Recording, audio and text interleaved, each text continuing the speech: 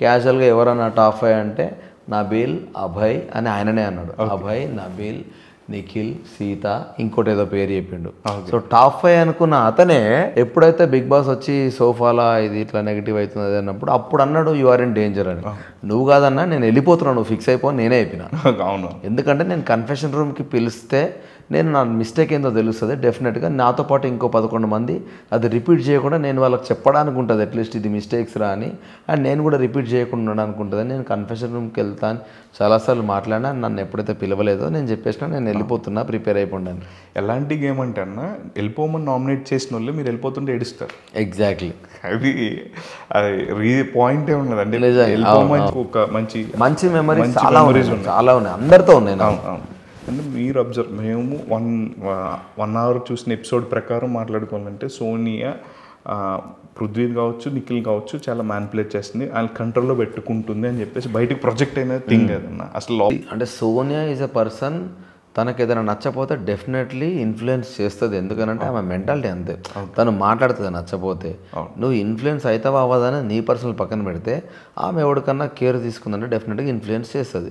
So నేను అదే point నిఖిల్తో కూడా అన్నా, మామ ఇన్ఫ్లుయెన్స్ అవుతున్నట్టు అనిపిస్తుంది. దీనివల్ల ఏమనుకుంటారు అంటే వీడు సోనియా ఏం చెప్తే అది చేస్తున్నా ఫీలింగ్ వస్తుంది.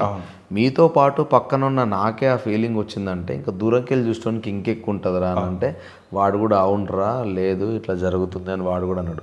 అండ్ పృథ్వీ విషయంలో కూడా సోనియాని చాలాసార్లు అన్నాను, పృథ్వీని ఎన్నికేసుకొస్తున్నావు అది కరెక్ట్ కాదు అని. ఈవెన్ విష్ణుప్రియని కూడా అన్నా, పృథ్వీ చీజ్ వెరీ క్యూట్ ఇట్లా మాట్లాడుతున్నారు చాలామంది హౌస్లో. ఇట్లాంటి మాటలు మీరు మాట్లాడకండి, దానివల్ల వాడు తప్పు చేసింది కూడా వానికి అర్థం కాదు, అనవసరం ఖరాబ్ చేస్తారు. మళ్ళీ మీరే గేమ్కి రాగానే ఇవాళ అరగంటని మీరే తిడతారు, ఏదో ఒక దానిపైన స్టాండ్ తీసుకోండి మీరు అని చాలామందిని అన్నా నేను. సో అట్లా సోనియా కూడా చెప్పిన.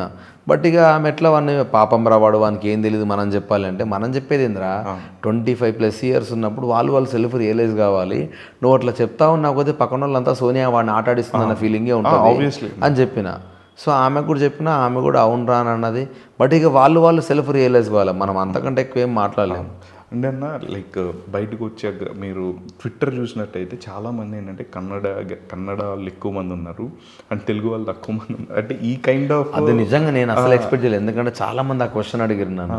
నిజంగా చెప్తున్నా అంటే దానికి పెట్టుకునేటట్టు శక్తి అని మీరు పెట్టినారు, కాంతారా అని చెప్పి మొత్తం 2 కాంతార నిజంగా అది ఎందుకు వచ్చిందో ఏమో వెరైటీగా అసలు అనుకోకుండా. అయితే యాక్చువల్గా నిజంగానే వాళ్ళు కన్నడ టీం ఉన్నారు కానీ అదేందో అర్థం కాదు, తెలుగులో అదర్ లాంగ్వేజ్లను యాక్సెప్ట్ చేసినంత ఈజీగా అదర్ లాంగ్వేజ్లు తెలుగులోనే యాక్సెప్ట్ చేయరు. అయినా మన వాళ్ళు అది ఎందుకు రియలైజ్ కారో నాకు అర్థం కాదు. మన దాంట్లో అన్ని లాంగ్వేజ్లకి యాక్టర్లు యాక్ట్ చేస్తూ ఉంటారు మన దాంట్లోకి వచ్చి, అండ్ వాళ్ళకే ఇంపార్టెన్స్ ఎక్కువ ఉన్న క్యారెక్టర్లు వస్తాయి మన దగ్గర ఎంత తోపు యాక్టర్లు ఉన్నా కూడా, కానీ మనల్ని వాళ్ళు విలువరు. అది నిజంగా బాధ అనిపిస్తుంది నాకు. మీరు ఒక డైరెక్టర్గా చెప్పండి అన్న, మీరు మీ సినిమా తీసేటప్పుడు మెజారిటీ ఆఫ్ యాక్టర్స్ అందరినీ తెలుగు వాళ్ళని పెట్టుకుందాం అనుకుంటారు. నా దాంట్లో అంతా తెలుగు వాళ్ళే ఉన్నారు. నాకు లాంగ్వేజ్ బ్యారియర్ గురించి నాకు అట్లా ఏమి ఉండదు, ఎవడి టాలెంట్ ఏది ఉంటే మనం తీసుకుందాం అన్నట్టే ఉంటుంది. కానీ నేను మ్యాక్సిమం ఇక్కడ ఉన్న వాళ్ళకే ప్రిఫరెన్స్ ఇస్తాను. ఎందుకనంటే ఇప్పుడు మనము సినిమాలు చేసి నా చుట్టుపక్కల ఉన్న వాళ్ళకి ఇస్తాను కరెక్ట్ చెప్పాలంటే. ఎందుకంటే ఇప్పుడు తెలిసినోడికి ఛాన్స్ ఇవ్వక నేను కూడా వేరే తీసుకొని వస్తే వానికి కూడా ఆఫర్ ఇస్తాడు అన్నది ఒక పాయింట్ ఉంటుంది. కాబట్టి నేను మ్యాక్సిమం నా సరౌండింగ్లో ఉండి టాలెంటెడ్ ఉండి వాడికి ఆప్షన్ అంటే ఫస్ట్ నేను చేసింది 2వ సినిమానే, బట్ స్టిల్ ఫస్ట్ సినిమాకి అదే చేసిన, సెకండ్ సినిమాకి కూడా నాకు వీడు టాలెంటెడ్ ఉంది వీళ్ళు చేయగలుగుతారు బట్ స్టిల్ వాళ్ళకి ఆపర్చునిటీస్ వస్తలేవు అని అనుకున్న వాళ్ళనే తీసుకున్నా. సెకండ్ సినిమాలో రామన్ యూత్ కూడా నేను చూసాను, నాకు భలే నచ్చింది. అంతా నా ఫ్రెండ్సే ఉంటారు, మంచి నా ఫ్రెండ్సే ఉంటారు, అందరూ మంచి యాక్టర్లే. పేరు రాలేదు ఎవరికి. నేనేమనుకున్నా అంటే సినిమా హిట్ అయితే అందరికి పేరు వస్తుంది కదా, సో మనం కూడా పేరున్న యాక్టర్లను తీసుకొని వస్తే ఇంకెందుకు అన్నది నా పాయింట్ ఉండే. సో అట్లా అంతా కొత్తలతో చేసిన, but I'm very happy. So second cinema కూడా ఆల్మోస్ట్ అట్లే చేస్తున్నా. ఎట్లా ఉండబోతుందన్న ఆ స్టోరీ అంటే ఇదైతే ఒక సెకండ్ లవ్ స్టోరీ మంచి, ఐ మీన్ ఫ్యామిలీ డ్రామా. మీరే చేస్తున్నారని నేనే చేస్తున్నా సెకండ్ అది. ఎందుకంటే నాకు మ్యాండేటరీ అనిపించింది, ఎందుకంటే రాములాకి చాలా ఎక్కువ మంది ఫ్యాన్స్ ఉన్నారు నెట్ఫ్లిక్స్లో తరుణ్ భాస్కర్ డైరెక్షన్ చేసిన దానికి. సో ఆ లవ్ స్టోరీకి ఫ్యాన్స్ ఉన్నప్పుడు డెఫినెట్గా ఇంకొంచెం మెచ్యూర్డ్ లవ్ స్టోరీ మనం చేద్దాం. సో దట్ ఏంటంటే కొంచెం నా పైన కూడా ఉన్న ఒక చిన్న దాని ఏమంటారు ఒక ట్యాగ్ అనేది వెళ్ళిపోతుంది. ఎందుకంటే చరిత కామాక్షి అని ఆల్రెడీ ఒక స్టోరీ చేసిన, వైఫ్ అండ్ హస్బెండ్ స్టోరీ అది. సో అది ఆల్రెడీ చేస్తున్నప్పుడు ఇట్లాంటివి చేస్తే కొంచెం జనాలు కూడా నన్ను వేరే రకంగా కూడా చూస్తూ ఉంటారు. రాక్షస్ కావ్యం అనే సినిమా కూడా చేసిన కాబట్టి సో డిఫరెంట్ క్యారెక్టర్స్ చేయాలి అన్నది నా ఫీలింగ్ కాబట్టి వాంటెడ్లీ ఆ సినిమా కూడా నేనే చేస్తున్నా. ఓకే, అంటే డైరెక్షన్ అనేది మీకు ఎర్లీ స్టేజెస్ నుంచి ఉన్నానా? లేదు అసలు డైరెక్షన్ ఎందుకు వచ్చిందంటే నేను యాక్టర్గా చేస్తున్నప్పుడు నాకు చాలా మంచి పేరు వచ్చింది యాక్టర్గా. ఎన్ని సినిమా టైమింగ్ కూడా బాగుంటుంది అన్న. నాకు పెళ్లి చూపుల్లో డైలాగ్ చెప్తారు కదా, ఈ క్లిప్ టెస్ట్ అని చెప్పి. Thank you. సో అవన్నీ ఉన్నప్పుడు నేను ఫీల్ అయింది ఏంటంటే నేను చేసిన సినిమా కల్లా నాకు పేరు వస్తుంది, కానీ నాకు కెరియర్ ముందుకు పోతలేదు. అంటే నాకు మంచి క్యారెక్టర్స్ రావట్లేదు, ఎక్కువ సినిమా ఆఫర్స్ రావట్లేదు. ఎందుకు రావట్లేదన్న ఒక ఫ్రస్ట్రేషన్ నుంచి మనమే డైరెక్టర్ అయిదామన్న తీసుకున్న డెసిషన్ అది. సో దాని గురించే స్టోరీ రాసుకొని, ఎందుకంటే మనం డైరెక్షన్ కూడా స్టార్ట్ చేస్తాం అనుకో, ఆబ్వియస్లీ ఇంకొక స్టెప్ యాడ్ అయిపోతుంది. యాక్టర్ కమ్ డైరెక్టర్ అవ్వడం అంటే ఇంకొంచెం రెస్పెక్ట్ ఉంటుంది. సో ఇంకెక్కువ నేను జనాలకు ఎక్కువ వెళ్ళడానికి ఆప్షన్ ఉంటుంది నాకు. అంటే ఎప్పుడైనా ఒకటే ట్రాక్ మీద ఉంటే ఆఫర్స్ రావడం కష్టం, 2 ట్రాక్స్ ఉంటే బెనిఫిట్ ఉంటుంది అన్న ఉద్దేశంలో నేను డైరెక్షన్ సైడ్ వచ్చిన. వన్స్ డైరెక్షన్ స్టార్ట్ చేసినాక దాన్ని ఎంజాయ్ చేసిన చాలా ఆ ఫేజ్. సో అందుకే నేను ఇమ్మీడియట్లీ సెకండ్ స్టోరీ కూడా రాసుకొని ముందుకెళ్ళిన రీజన్ అదే. ఓకే, అంటే జనరల్గా ఒక డైరెక్టర్ సినిమా తీసినప్పుడు ఉంటుంది, మళ్ళీ ఒక విధంగా ఉంటుంది, అండ్ మీరు దాంట్లో యాక్ట్ చేస్తున్నారంటే ఇంకా స్పెషల్ కేర్ ఏమైనా ఉంటుందని, లేకపోతే ఇంకా యాక్టర్గా యాజ్ అన్ యాక్టర్గా ఇప్పుడు మీరు చేసిన సినిమాలో మీరే యాక్ట్ చేస్తున్నారు, మీరు director come actor, multiple play చేస్తూ ఉంటారు అండ్ చాలా టఫ్ టాస్క్. ఇంకా స్పెషల్ కేర్ ఏమైనా తీసుకుంటారన్న మీరు? నిజంగా యాక్చువల్గా నేను డైరెక్టర్గా యాక్టర్గా చేసినా కూడా ఇప్పుడు కథకి క్యారెక్టర్ ఎంత కావాలో అంతే పెట్టుకుంటాను నేను. సో డెఫినెట్గా అంటే ఇప్పుడు నేను దీంట్లో లీడ్ చేస్తున్నా అని నా కోసం సపరేట్గా ఏం రాసుకోలే నేను.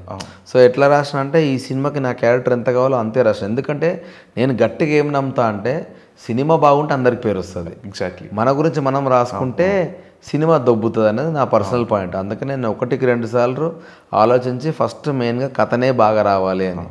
సో అట్లా ఇప్పుడు నేను చేస్తున్న సినిమాలో ఫీమేల్ క్యారెక్టరే స్ట్రెంగ్త్ ఎక్కువ. ఇప్పుడు నేను చేస్తున్న లవ్ స్టోరీలో జనరల్గా ఈ మధ్య కంటెంట్ బేస్డ్ సినిమాలని చాలా మంచి హిట్ అవుతున్నాయి. బలగం కావచ్చు, కమిటీ కుర్రోళ్ళు, ఇవన్నీ నన్నీ స్టార్ కాస్ట్ కాదు, కంటెంట్ ఉంటే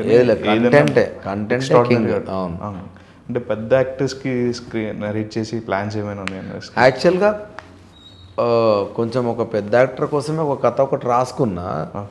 సో అది వాళ్ళకి నరేట్ కూడా చేసినా వాళ్ళు అంటే మరీ పెద్ద యాక్టర్ కాదు. సో టు సమ్ ఎక్స్టెంట్ పెద్ద యాక్టరే. సో తెలిసి విజయ్ గారికి మీకు మంచి ర్యాప్ ఉంటుంది. ఆబ్వియస్లీ విజయ్కి చెప్పొచ్చు, కానీ కథ నాకు లైన్ దొరకట్లేదు. విజయ్తో అడిగినా కూడా నీకు ఎలాంటి స్టోరీస్ అంటే ఏదైనా కథ రాసుకోరా, నీకు కొన్ని సీన్స్ నన్ను ఊహించుకో, ఇది విజయ్కి సెట్ అవుతుంది అని నీకు అనిపిస్తే you can come to me any time అని అన్నాడు. అంటే జనరల్గా ఆయన పెళ్లి చూపుల టైం అప్పుడు విజయ్ గారి మీద ఎనీ ఎక్స్పెక్టేషన్స్ లేవు.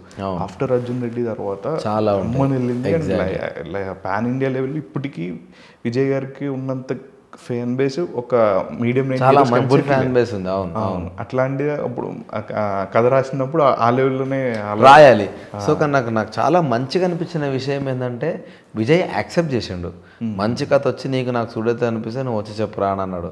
సో నాకు ఆ ఆప్షన్ ఉంది, బట్ స్టిల్ స్టోరీ గురించి అనుకున్నా. బట్ ఇంకో స్టోరీ రాసి ఇంకో హీరోకి చెప్పినప్పుడు వాళ్ళు కొన్ని ఇన్పుట్స్ చెప్పారు. అట్లే ఒక మంచి ప్రొడక్షన్ హౌస్కి చెప్పిన, వాళ్ళకు కూడా నచ్చింది.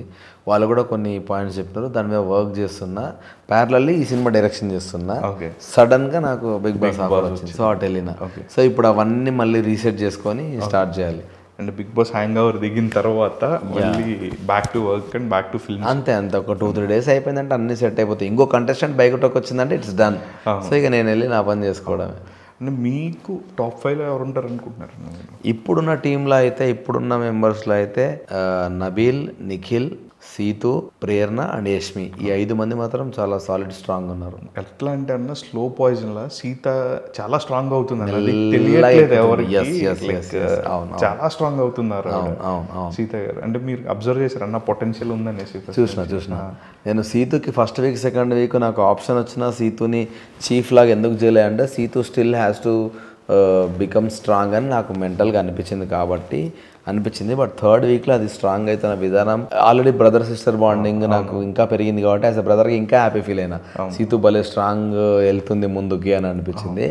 బట్ నేను బయటకు వచ్చిన తర్వాత వెరీ నెక్స్ట్ డే అమ్మాయి చీఫ్ అయినా సూపర్ హ్యాపీ ఫీల్ అయినా నేను. చాలా సాధించుకుందామే. నిఖిల్ ఎగ్ టాస్క్లో ఎగ్ ఇవ్వలేదని ఫీల్ అయిన సీతు ఆ చీఫ్ పొజిషన్ని సాధించుకుంది. నాకు అది మస్తు అనిపించింది. ఈ మన నబిల్ కూడా చాలా స్ట్రాంగ్ నబిల్ కూడా మంచి, నబిల్లో ఉన్న బ్యూటీ ఏంటంటే నబిల్ మిస్టేక్స్ నుంచి జల్దీ రియలైజ్ అవుతూ ఉంటాడు.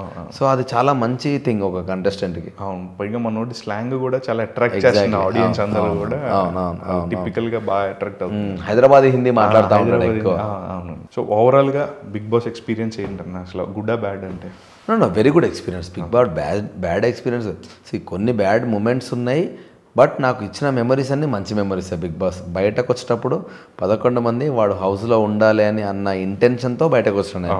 సో చాలా మంచిగా బయటకు వచ్చిన, అంటే హ్యాపీగా వెళ్ళినా హ్యాపీగా బయటకు వచ్చిన. ఓకే అన్న. సో ఫర్దర్గా మీ డైరెక్షన్ చేసి ఇంకా మంచి సినిమాలు చేయాలి అని కొత్త కొత్త కథలతో ముందుకు రావాలి, అండ్ యాక్టర్గా కూడా వచ్చి బాగా ఎంటర్టైన్ చేయాలని మనస్ఫూర్తిగా కోరుకుంటున్నాను. All the very best. Thank you bro, thank you so much. Thank you.